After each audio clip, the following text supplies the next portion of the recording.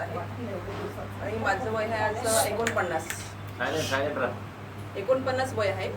मला हायपर ॲसिडिटीचा त्रास होता, खूप भयानक त्रास होता. म्हणजे मी कुठे जरी गेली तर मला नुसतं ठेकार यायचे आणि कुठे गेली तर मला आधी ॲसिडिटीचे घेऊनच गोळीत जावं लागत होतं, म्हणजे त्रास नको व्हायला म्हणून.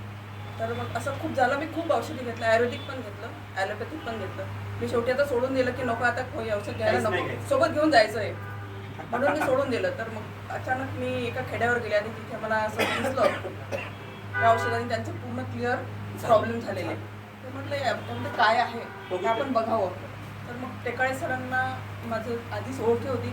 तर सरांना मी विचारलं, सर ही बॉटल कितीची मिळेल? त्या लेडीने 2000ची घेतली होती. मी म्हटलं बापरे, 2000ची आपल्याला अंगभर होईल, बाकी ही नाही आहे. तर सर म्हणाले की ठीक आहे, मी तुम्हाला भेटून तुम्हाला क्लिअर काय ते कळवतो. म्हटलं ठीक आहे, चालेल. सर घरी आले, त्यांनी मला समजावून सांगितलं आणि मला त्यांनी एक अमृत ज्यूस आणि एक ॲसिडिटीचा ड्रॉप दिला. आणि हे मी सकाळी घेतलं 30 ml गरम पाण्यामध्ये, आणि ॲसिडिटीचा ड्रॉप जेवताना पाण्यामध्ये 10 ड्रॉप्स ते टाकून घेतलं. तर माझी जवळजवळ फक्त 10 दिवसामध्ये पूर्ण क्लिअर झालं.